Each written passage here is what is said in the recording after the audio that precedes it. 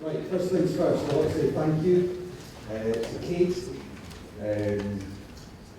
for sticking by me whilst I forgot technically and trying to vocalise my wife. To my children for being good whilst I was away and being the funniest people I know. To the Nuffield Farming Scholarships Trust for just giving me a wonderful opportunity. And to John Stones, simply for being John Stones. I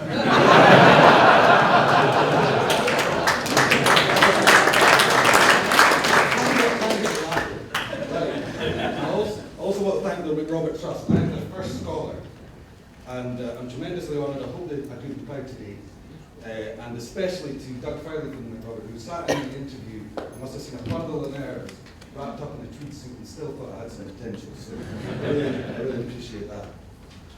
Now, my study was on the farming ladder, so it was like after being a new entrant. I wanted to look at first generation farmers and how they could grow from a little to a lot.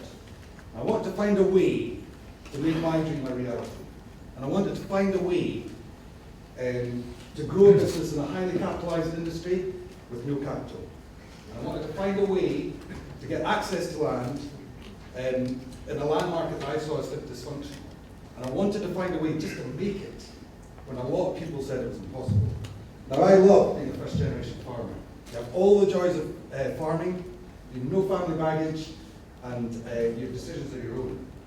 And although you're tied to the land and your stock, there's a freedom about being a first generation farmer.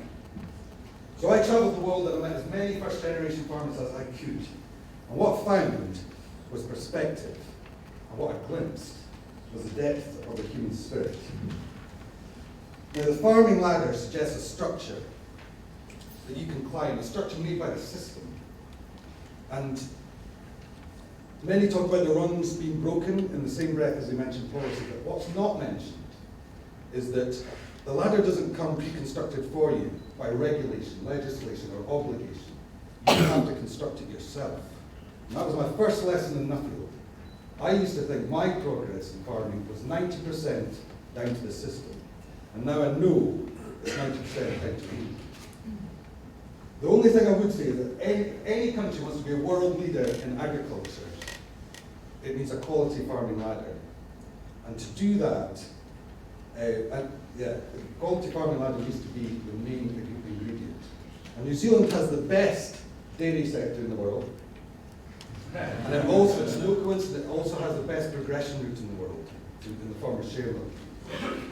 So you have the farming ladder, but for it to be effective, you need quality people to climb it. Now, to do this, our industry needs to enthuse people. And as I travelled the world, it struck me that farming can be the most depressing industry in the world, or it can be the most exciting industry in the world. And it all depends on who you talk to. And for this to happen, our farming future, the positive and the progressive need to talk louder and longer. Now, I asked first generation farmers why they wanted to farm, and the answer was almost uniform. They needed to do it. And this need it manifested itself in some amazing forms. I went to the Outback, and in the Western Division of New South Wales, they were into, in June 2010, they were into their 9th year of drought. And I met a mother of 2, and she was a first generation farmer. And she had to be a maid, a cook, a full-time teacher, as well as a full-time farmer. And the height of that drought, she'd get up at 4 o'clock in the morning. She'd go out, cut scrub, so her stock could eat the leaves, go back for 8:30, school her kids till 3, only to go out again, cut more scrub, until dark. And that was day after day, week after week, but she saved her stock. And the Outback was full of stories like that, where extreme resilience, extreme determination and endurance of hardship produced positive outcomes. No one whinged, and the self-reliance just hit me right between the eyes. The pride was palpable, and one guy said, "Giving up is easy. Anyone can give up, but to be special, never, ever give up." So since that visit, I've heard a theory that if we fail at something, or if we don't even try, we learn a lack of resources, a lack of time, a lack of money, a lack of opportunity. But actually, why we fail and why we don't try is a lack of resourcefulness. And in the outback, where the resources are so meagre, it was the resourcefulness of people growing farming businesses that had an absolute clarity to it. So,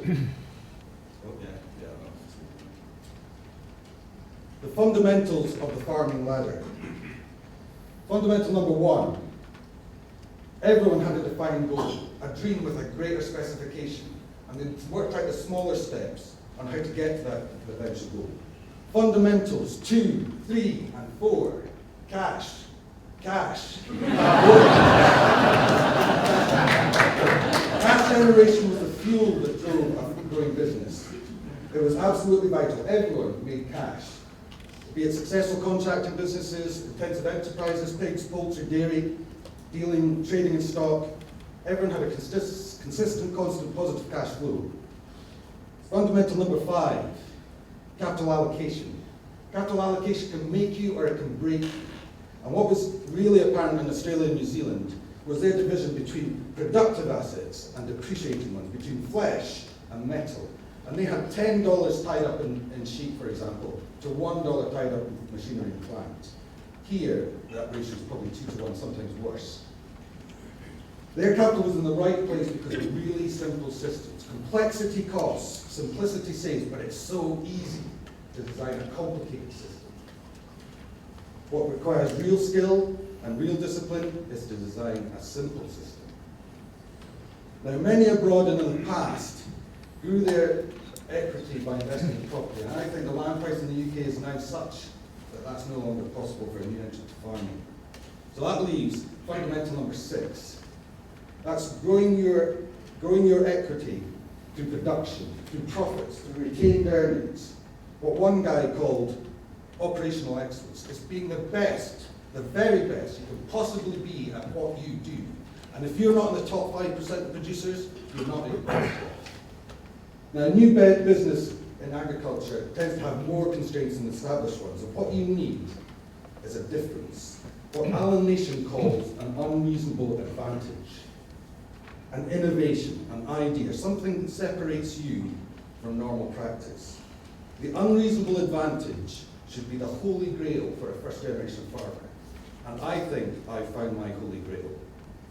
I'm reluctant to admit that it's mostly down to dairy farmers. Twice the product, cell grazing, paddock grazing, subdivisional, precision grazing, I could go on. Twice the production per hectare at half the cost. I'm so excited about it, I have to wear a man nappy permanently. Fundamental number 7, creation of opportunity. Most of those that I met were personally responsible for the opportunity that they had found. And they did this by finding solutions and marketing themselves. And what became apparent was that contacts were as important as cash and capital. So this is the pathway up the farming ladder.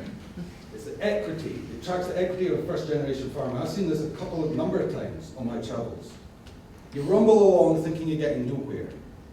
But if you're doing things right, if you're gaining the skills, refining the technique, if you're marketing yourself, if you're gaining the contracts, if you're generating cash, if you're investing it wisely, persistence will pay, and exponential equity growth will occur.